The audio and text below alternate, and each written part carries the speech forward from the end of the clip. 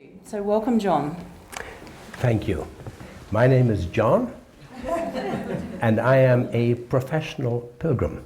That is, I profess to be a pilgrim. And the moment in my life where I realized that my life was a journey of self-discovery, my life completely changed. At the age of 39, I was in Dublin. That's where I grew up and had my business. And I had the classic existential midlife crisis. I was apparently the ideal, successful individual. I had 2.2 children, which statistically is apparently the ideal number. I had two, I thought hadn't arrived. So, but my life was completely empty. I could find no meaning and no purpose in it whatever. And it led me to a stage where I felt I knew I had to go out to try and discover who was underneath this charade and this pretense I had built up around who I was. John Brierley, the important businessman with his 2.2 children and all the trappings of success. I was, by all accounts, a very unhappy, unfulfilled man. And what happened then was I discovered space in my life, and that's where the Camino came in, because the Camino's, one of its initial gifts is it gives us time away from the familiar for us to reappraise our life and who we are and what we're doing, and are we doing what makes our heart sing? And if it isn't, then we probably need to examine it. But we have no space in our life anymore. In our modern busy life, it's so pressurized, it's so busy, it's so active, that there is no time in there for that sort of reappraisal to happen. Essentially what the medics say, I'm not medically inclined at all, but we need 2 weeks a year to stabilize the body so we can get back on the wheel and hopefully survive another 50 weeks before we get another 2 weeks to stabilize the heart and get back on the wheel. And this sort of goes on and on and on until we end up at the end of our lives. And many of us look back and think, gosh, what did I, did I really live what I came to do? Did I live my life's purpose? So the Camino was a great gift to me because it gave me time and helped me reappraise and reflect who I am and who I was to become. And you mentioned, Therese has mentioned it, I hadn't realized she'd listened here 3 times, and I'm not so sure whether she actually was either listening or heard what I said, because my big thing here has been to really encourage and say that you've just done a Camino. Yes. You yes. really have. No, and yeah, that's right. The Camino, of course, relates, narrowly down to the Camino De Santiago, but the Camino simply means the way, and there's a way wherever we live. And it's very actually important, once we have reorientated ourselves or maybe drawn a bigger canvas on which to draw our lives, is to realize that we need to find the sacred in our own environment back at home. And here at the Blue Mountains and all the lovely ideas and initiatives of how you might develop that is a lovely idea.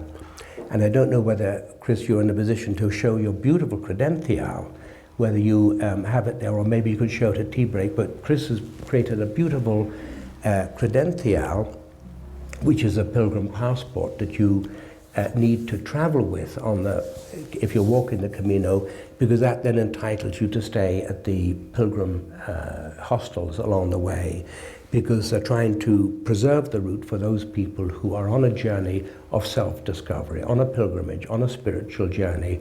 Otherwise, everybody would be availing of the opportunities of inexpensive accommodation and rather crowding out that speciality which the Camino is, which is essentially acknowledging that once we set foot on the Caminos de Santiago, we are going on an inner journey of self-discovery, as well, of course, as a discovery of the beautiful outer landscape, the sacred landscape and temple of wherever we go through, whatever country we're in at the time.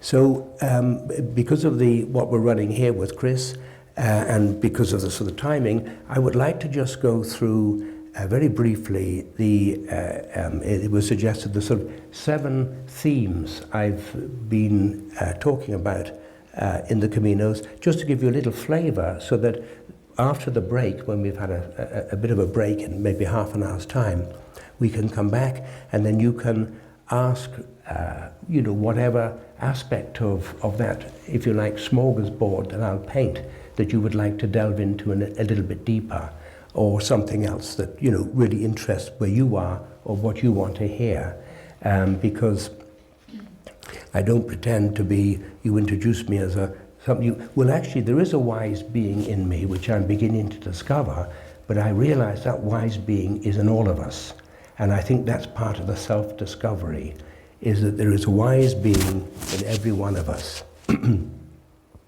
And our journey is to discover that wise being, as Greta Thunberg reminds us and asks us imploringly, where are the adults?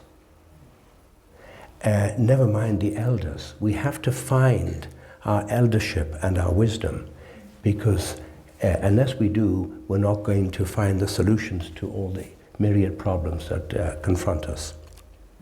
So I'd like to start by saying, talking about the Camino as a sense of family, because right here I feel utterly at home. Of course, it's a beautiful environment, and Rowan and Margaret have built a real sense of a home here, and I felt very welcome and very at home.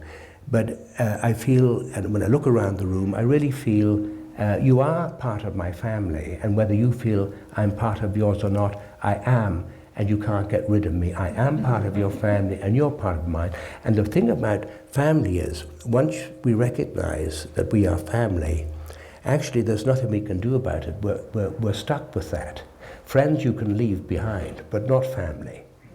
And there is a real sense of belonging, and most of the people who will write to me, one of the sort of highlights of their experiences is this real felt sense of belonging, a real sense that there is a bond that develops when we walk with the group that we meet in the early days of the walk.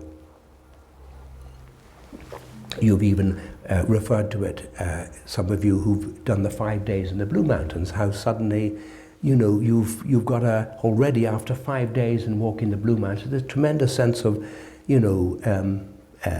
more than friendship. It is a sense of belonging, and it's very beautiful and very deep. And I've spent now the last 3 weeks going around your delightful country, which I love, and I've been here for quite a few times. But it's been really very heartening since I started in Adelaide and been to Melbourne and Bendigo and up to Brisbane and Sunshine Coast and Sydney and here, how the real passion to be involved in the Camino story, it's quite extraordinary. I mean, it's a lovely afternoon, it's Sunday. I mean, what drew you all here? Why are we all here? What is this sort of magic that calls us to be part of something? And I do think it is something about being more than who we are. It's so big, and it draws us in and offers us something that isn't in our usual awareness. There's an awareness of something more than. And of course, language starts to separate us out, because it's when we start talking about that language to try and describe that inner experience that we have and that we're looking for, language becomes quite difficult. But we know it when we feel it, and that's that sense of belonging. So the Camino as a family is a wonderful thing, and this is a wonderful place. And those of you who haven't yet been, you will find this sort of place where you feel utterly at home and looked after and cared for as you proceed through Europe towards Santiago, or indeed in your own country here. Now I'd just like to refer briefly to the Camino and the many paths that are available to us. So many people have a mindset that the Camino de Santiago is one route that starts in Saint-Jean-Pied-de-Port and goes over the Pyrenees and ends up in Santiago de Compostela. Well, that's about 800 kilometers, and it is one route, and a very well-known route, justifiably, because it's very beautiful, and the infrastructure along the way is fantastic. I mean, there's probably a hostel or an albergue every 5 or 6 kilometers, or a bar or a cafe or massage facilities, hospitals, all the sort of things that one might need. So it's justifiably a wonderful pilgrimage to do, particularly as a first one because of the infrastructure. But it is only 800 kilometers, and there are 80,000 kilometers of official, waymarked St. James's routes throughout Europe. It's a vast network, and many people, a surprising number of people at every place I've been in Australia have said, "Oh, John, are the Caminos, has the Camino become ruined, all these people on it?" Well, 80% of all pilgrims arriving at Santiago, which next year will probably be around 500,000, they will walk the Camino Frances or one of the routes that join into the Camino Frances. So you're talking about a vast number of people on that route. So it is naturally very busy, but it's one of literally hundreds of other routes that you can walk. And the other routes, of course, have very few people on them. You might, who walked up from Granada recently and met no other pilgrim? Yes, well, somebody here was mentioning that in 4 days they'd never met one other pilgrim. Well, I walked the Camino Mozarabe from Granada some years ago, and I never met another pilgrim on 10 days walking through the lovely olive groves there. So if you want peace and quiet, there's many routes that will give you peace and quiet. Next year I will have a book on the Camino Invierno, the winter route, that surprisingly nobody in Australia, well, 2 people only in all of Australia have even heard of the Camino Invierno, which is a very, very beautiful route.